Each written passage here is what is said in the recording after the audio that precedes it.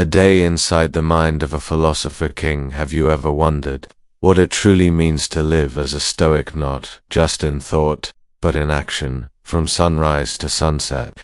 Let me take you on a journey, not just through words and reflections, but through time. Imagine waking up in a cold Roman palace, the air still, the world outside brimming with uncertainty, barbarian threats on the frontier, political intrigue in the Senate, and the weight of an empire resting on your shoulders. Yet, you don't reach for comfort, you don't look for escape, you reach inward. This is a day in the life of Marcus Aurelius, the last of the 5 good emperors, a man burdened with unimaginable power yet committed to humility, surrounded by devoted to inner calm, the most powerful man in the Roman Empire and perhaps the most inwardly free. In this video, we won't merely study him, we will step into his sandals, we will walk his path, we will see the world through the lens of meditations. His private journal, never meant for anyone but himself, yet now a compass for millions. But why does this matter to you?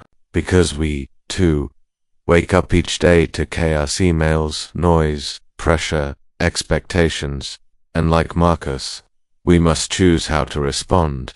We can drift, or we can rise with purpose. Over the next 30 minutes, you'll walk through an entire day Stoic style. From the first conscious breath at dawn to the quiet reflection before sleep. Each hour guided by the timeless wisdom of Marcus Aurelius. We'll dive deep not into abstract ideas but into practical transformation. How to train your mind, how to guard your emotions, how to lead your own life, even if you're not leading an empire. This is more than history, this is a living philosophy, and it begins with a single thought. When you arise in the morning, think of what a privilege it is to be alive, to think, to enjoy, to love. Are you ready? Let us begin. Not just a video, but an experience, but an inner discipline, a Stoic day, through the eyes of Marcus Aurelius. The Stoic morning awakening. The morning light slips through the marble columns of the imperial chamber. But Marcus is already awake, not by command, not by duty, but by choice. Long before the servants stir, before the court whispers of politics and strategy, he sits in silence, on the edge of a small wooden stool, facing the rising sun, alone with his thoughts. This is the first victory of a Stoic day, to rise willingly, not reluctantly.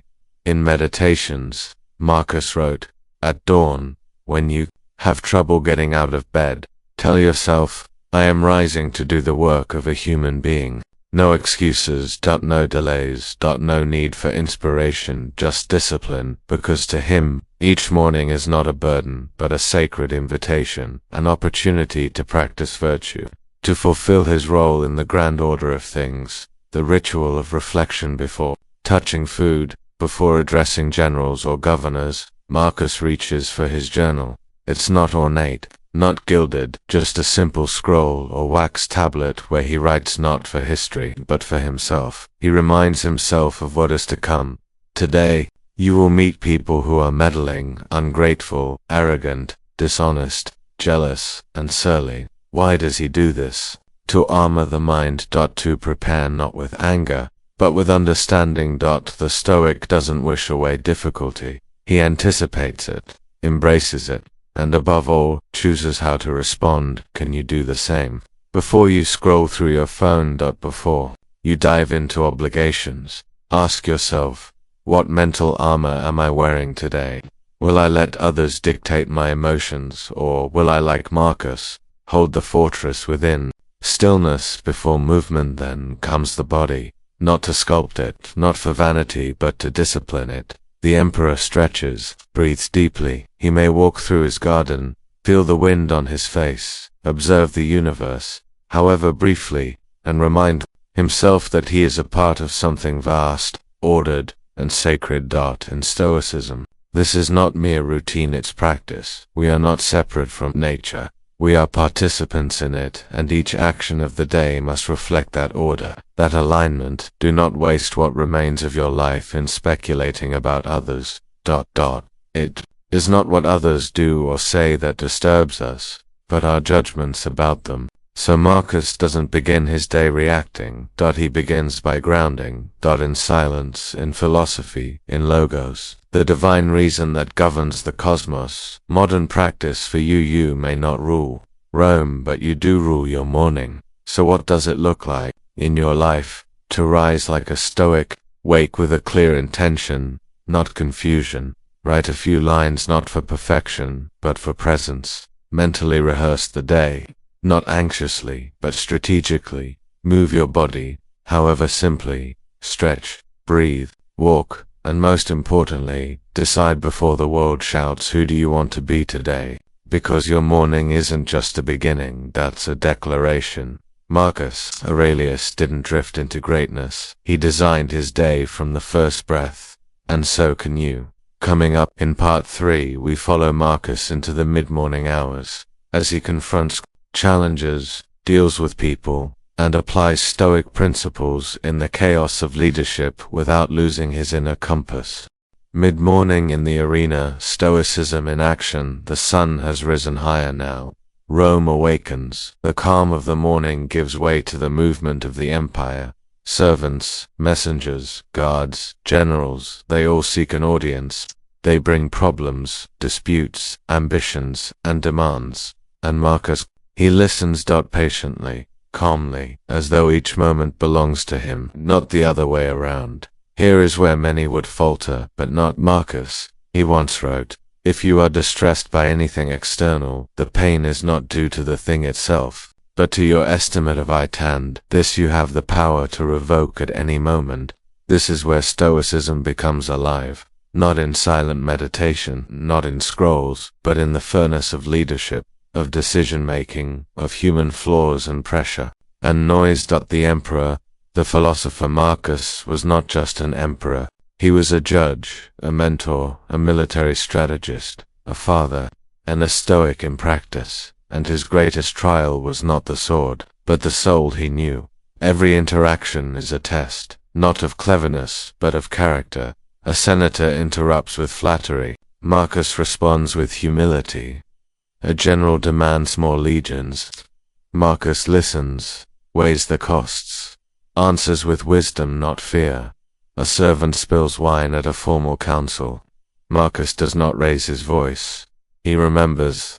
The best revenge is not to be like your enemy. He does not allow others to dictate his inner state, because the Stoic is sovereign not over others, but over the self. Personal reflection. What about us? Let me ask you, how do you respond to irritation?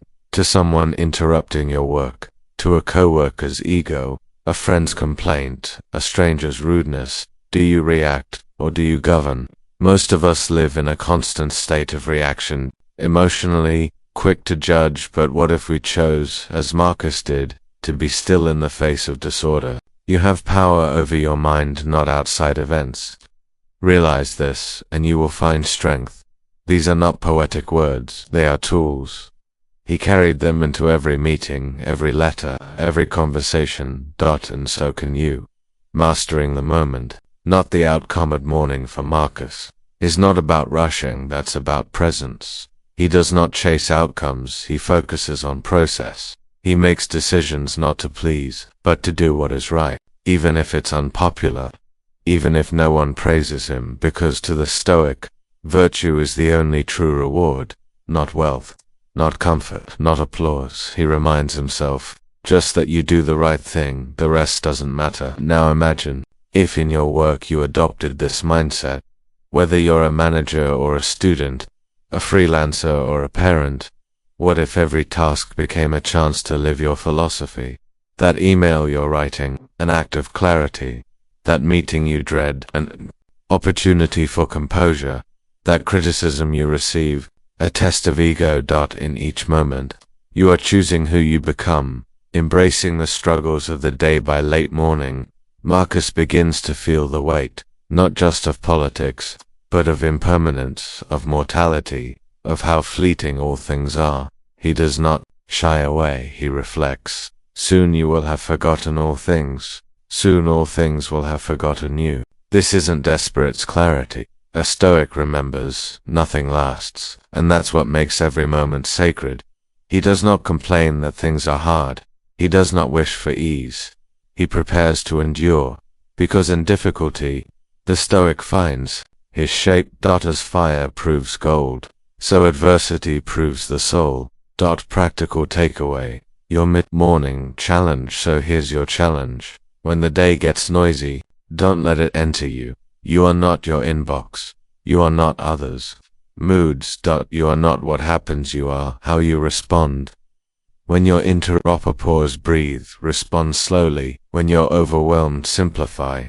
Ask, what's the essential duty right now? When your ego is poker-tremend, this moment is not about being right, it's about being wise. This is Stoicism in action, not glamorous, not loud, but powerful, quiet, unbreakable like Marcus. In the next part, we'll follow him into the midday, where fatigue sets in and distractions tempt even the strongest minds. And yet, the Stoic path continues steady, focused, present, midday discipline, staying true when the mind grows weary. Tone nam turg, day trousseau, trit lzvk chion song. Han, the sun is now high above the rooftops of Rome. Its light is harsh, unrelenting, just like the expectations on the emperor's shoulders. By this hour, the weariness begins to creep in, not just of the body but of the soul. Meetings have piled up, arguments have drained attention, reports of unrest on the frontiers have arrived. The senators grow impatient, petitioners grow louder, the court grows tense. And yet Marcus Aurelius does not crumble. The battle against inner fatigue. This is the part of the day that breaks most people. The adrenaline of the morning has passed. The afternoon's clarity has not yet arrived. You find yourself in a mental fog, tempted by distraction, by indulgence, by retreat. Even the emperor felt it. In meditations, he admitted, you are tired, you cannot endure. But were you made for comfort or for effort? This is not a moment of failure. It's a crossroads. Will you give in to weakness or rise, gently but firmly, into your duty? Or, Marcus' discipline was not about cold suppression, it was about loving the role nature had assigned him. Even when it was heavy, he reminded himself, do what you must, even if you despise it. For in doing what is right, you are fulfilling your nature. Facing the lure of comfort now, picture this.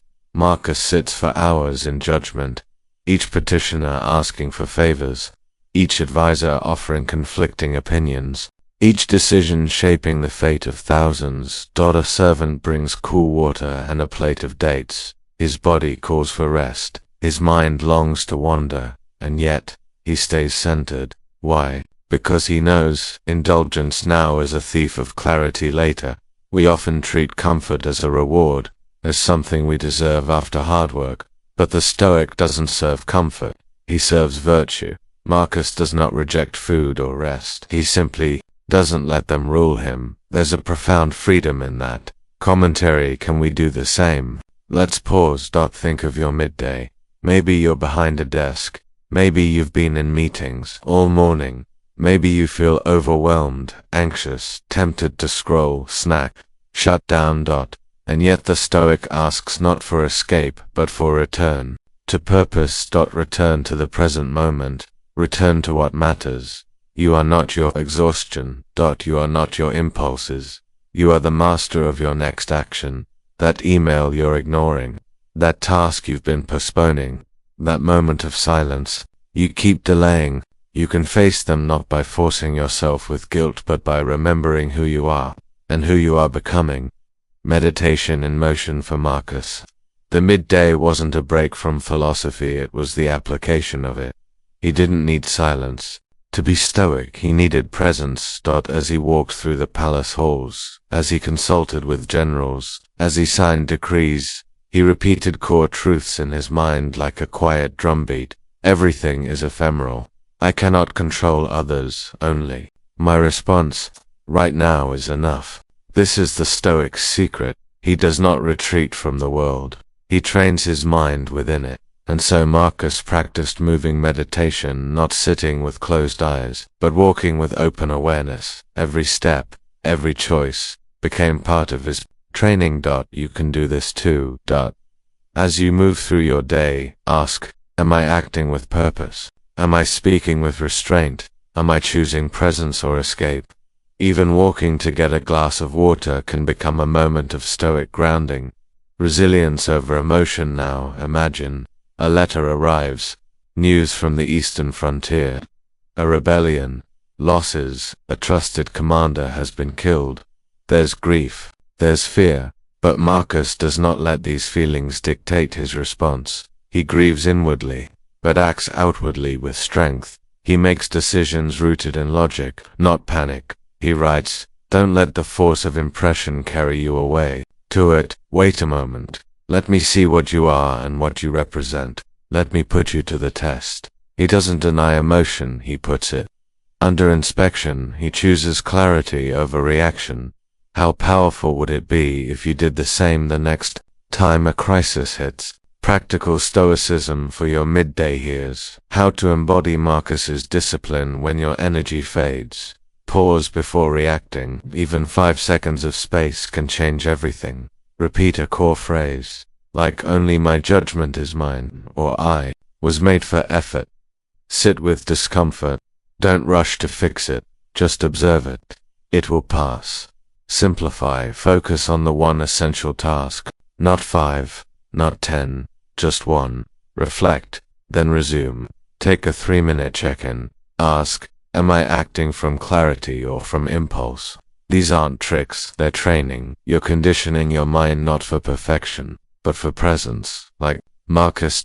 In the next part, we follow Marcus into the afternoon, where the challenges shift from external duty to internal doubts, from strategy to stillness, from action to acceptance.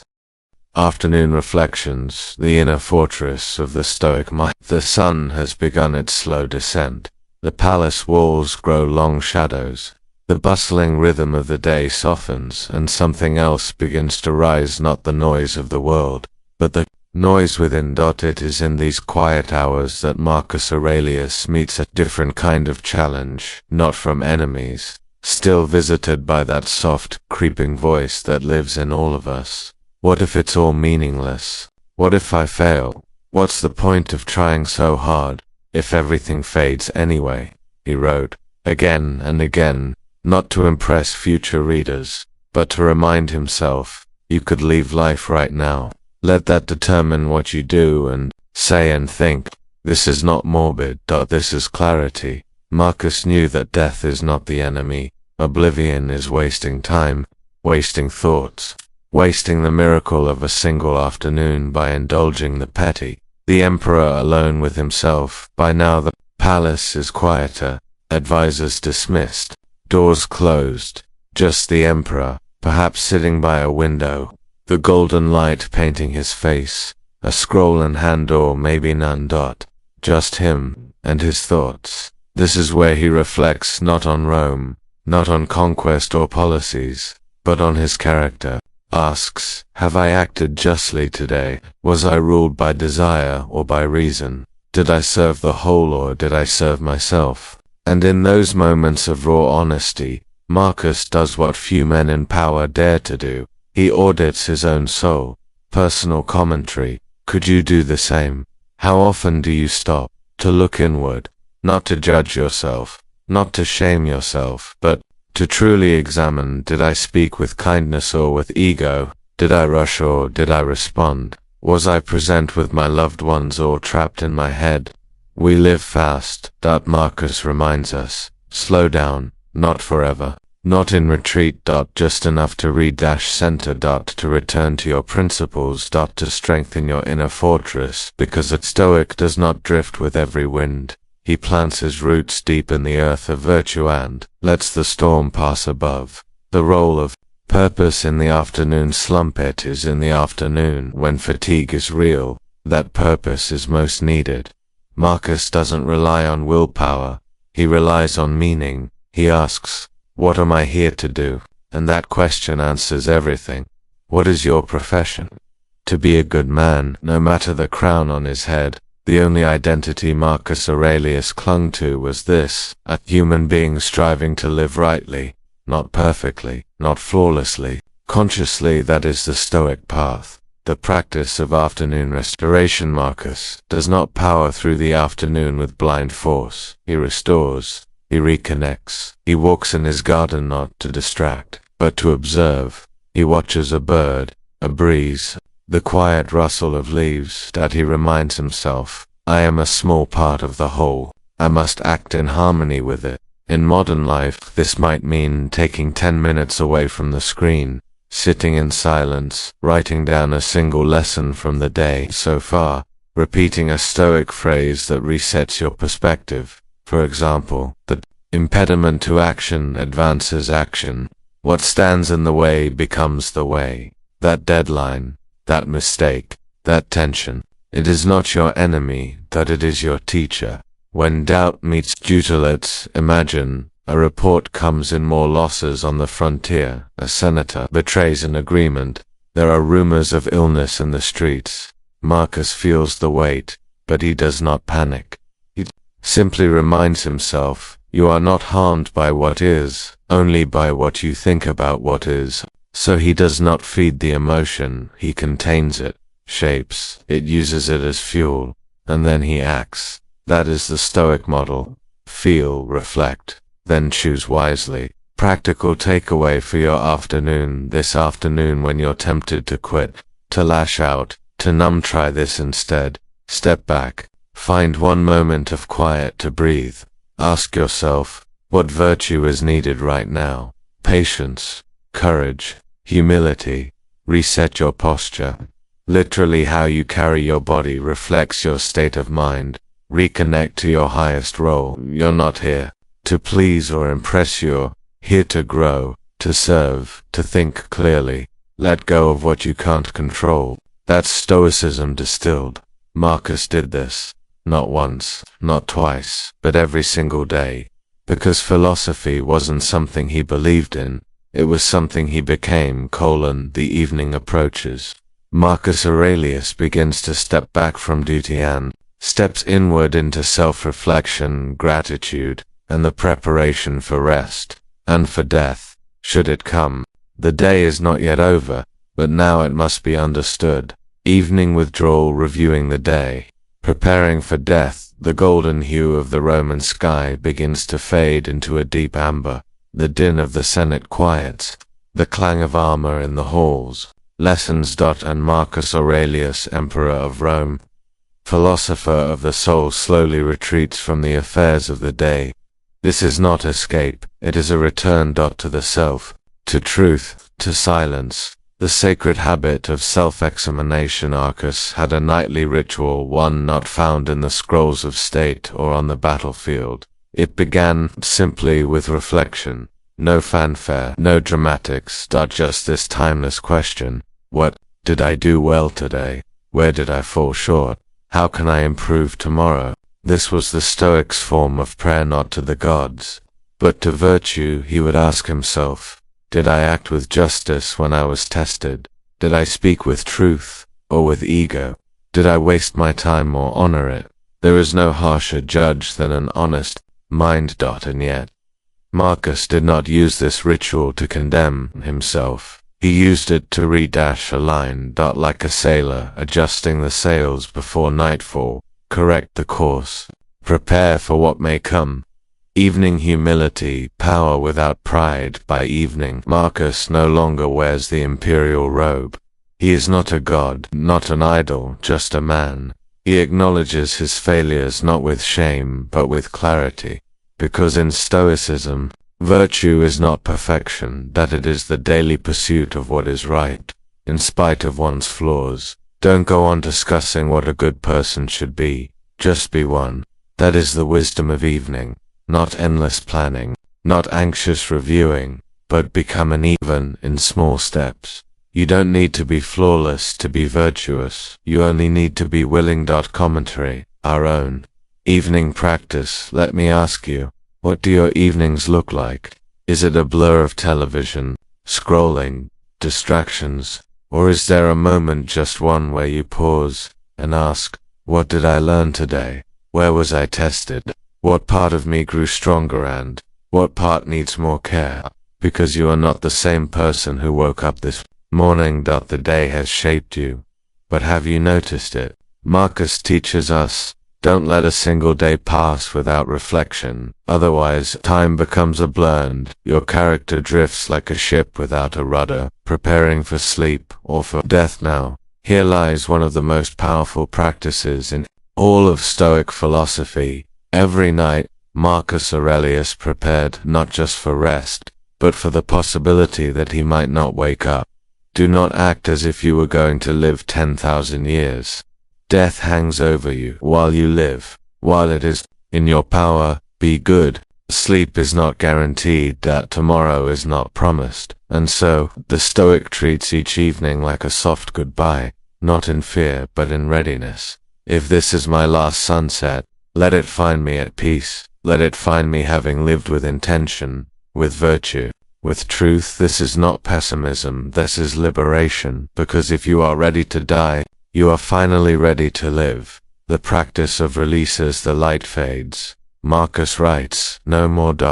He closes his scroll, sets down the stylus, and with a breath he releases the day. He lets go of what was left unfinished. He forgives himself for where he fell short. He asks no reward, no guarantee, only this: to end the day as he began it, with clarity and with calm. You, too, can do the same. Before sleep, put down the phone, sit quietly, even for 5 minutes, reflect, without judgment, say to yourself, I did what I could, I learned what I must, and I accept what I cannot control. That is enough. Evening has a return to the self in the end. The Stoic life is not lived in grand gestures. It is lived in quiet discipline, in the way you wake, in the way you speak, in the way you speak, in the way you end your day. Marcus Aurelius, ruler of the most powerful empire in the world, ended each day not as a conqueror but as a student,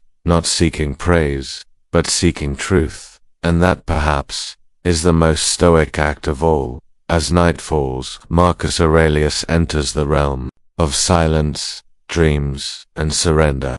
But even here, in the unconscious, the Stoic prepares not just for rest, but for the next dawn, the next trial, and the never-ending return to virtue. Nightfall, sleep as surrender, death as a teacher. The torches dim, the sounds of Rome disappear into the hush of the stars. No more speeches, no more judgments, no more judgments, no more burdens of being emperor, father, philosopher, only silence. And yet in this silence, Marcus Aurelius finds his most profound lesson, the Stoic view of sleep, not escape, but surrender. To the Stoic, sleep is not an escape from life, it is a mirror of death, a chance, every night, to practice the ultimate letting go. Each evening we die a little, each morning we are born again. For Marcus, sleep is a return to the natural order. All things come to rest, the stars above, the beasts of the forest, the minds of men. He does not fight sleep. He does not resist the fading of consciousness. Instead, he surrenders with grace, because he knows, to sleep well is to have lived rightly. If his conscience is clear, his body tired from service, and his soul aligned with virtue, then what is there to fear? Nothing. He lies down, not as an emperor guarding power, but as a man at peace with letting go. The practice of dying before you die. Marcus saw each night as a rehearsal for death. Why? Because death, like sleep, demands the same thing. You must let go of everything. Your ambitions, your fears, your identity, even your body. And so, as he closes his eyes, Marcus silently asks himself, if I do not awaken, have I lived in accordance with nature? Have I done my duty? This is the Stoic meditation, not to fear death, but to meet it daily in small doses, to lie down each night ready, not in despair, but in calm acceptance. He reminds himself, you could leave life right now. Let that determine what you do, say, and think. Personal commentary. Our modern insomnial. Let me ask you something. How do you sleep? Do you lie awake replaying regrets? Do you dread the next day before it's begun? Or worse, do you avoid sleep entirely, numbing yourself with noise, screens, and distractions? You're not alone, but you're also not helpless. Marcus Aurelius teaches us, a restful night begins with a virtuous day. If you've acted with integrity, if you've aligned your actions with your values, if you've accepted what was beyond your control, then you have earned your rest, not through exhaustion but through completion. Rituals of night. Ending with stillness. Marcus may have ended his day not with wine or indulgence, but with stillness, perhaps a short passage from his meditations, perhaps a deep breath, perhaps simply closing his eyes with this thought, I have done what I could, let nature do the rest. No grasping, no wishing, no bargaining, just trust that the world will turn without him. Trust that rest is not weakness, but wisdom. Trust that if this is his last breath, then let it be a clean one. What you can practice tonight before you sleep tonight. Try this. Put the phone away. The Stoics didn't fear silence, they cultivated it. Sit quietly for 2 to 3 minutes, not to empty your mind, but to simply observe it. Ask yourself, gently, what am I still holding on to? Can I release it for tonight? If I don't wake tomorrow, am I at peace with who I've been today? Breathe deeply, fully, one breath at a time. Remind yourself, I have done enough for today. You are not here to solve everything in one day. You are here to live one day rightly. And then let go. The emperor sleeps, and so Marcus Aurelius closes his eyes, not as ruler of the Roman Empire, as philosopher or father or stoic, but as a soul, timeless, weightless, and free. He does not fear the darkness, because he has lit the fire of virtue within, and wherever he wakes next, in this world or the next, he knows he will meet it with courage. That is the final Stoic act of the day, to sleep in peace, to die unafraid, to live fully when morning comes again. In the closing chapter, we reflect on how we can bring this ancient Stoic rhythm into our modern lives. What can we learn from a single day in the mind of Marcus Aurelius, and how can we repeat it day after day until our character becomes as unshakable as stone? The eternal return. Living every day like Marcus Aurelius. Stone Trians Cm Ag High von Turg 10 Va Mang Choose So Trit Ls. The day is done. The sun has set on the marble walls of Rome, and in that final breath of silence, a question rises: what does it mean to live like Marcus Aurelius? Not a perfect day, but a principled one. Let's be clear, Marcus did not live a perfect day. He was not chasing productivity hacks or personal glory. He was not checking boxes on a modern to-do list. Instead, he lived each day by principle, not by pressure. He faced duty. He faced pain. He faced judgment and fatigue. But he met them all with one thing: a mind trained in virtue, a heart anchored in reason, and a soul reconciled with fate. That is the Stoic day, not one free of struggle, but one free of unnecessary suffering. Every day is a training ground, each sunrise is a test, each moment of irritation, temptation, or fear an opportunity. Marcus used every hour as a forge to shape his character. Morning, he prepares his mind. Midday, he acts with integrity. Evening, he reflects without ego. Night, he lets go peacefully. This cycle repeated, not just for days, but for decades. Through war, loss, betrayal, and power, he returned to this rhythm again and again. The impediment to action advances action. What stands in the way becomes the way. Marcus Aurelius, your modern empire, not Rome, but your own mind. You are not emperor of Rome. You do not have a throne, or legions, or marble halls, but you do rule over something far more intimate: yourself. Your mind is your empire. Your choices are your edicts. Your habits are your legacy. And if Marcus Aurelius, in the chaos of ruling the ancient world, could live with patience, reason, and calm, then what excuse do we have? None. You may not control the world, but you can control your response to it, and that's more than enough. Live one day well, then repeat and aim to become a Stoic sage overnight. Don't seek the impossible ideal, don't focus on today. Ask yourself in the morning, can I begin with clarity? At midday, can I act with courage and kindness? At night, can I let go with peace? If the answer is yes, even imperfectly, you have lived like Marcus Aurelius, and tomorrow, you try again, not for praise, not for reward, but because it is right. Final. Reflection. You are the philosopher, not author. Ancient scrolls are closed. The emperor sleeps, but his mind lives on, in yours, in your choices, in your discipline, in your calm amid the noise of a chaotic world. You may not wear a crown, but you carry something far nobler, a Stoic soul. So live as Marcus lived, think as he thought, act as he acted, because one well-lived day becomes one well-lived life, and when your final night comes, as it must for us all, you too will be ready to meet it with serenity, not as one who feared death, but as one who practiced dying daily, and therefore knew how to truly live.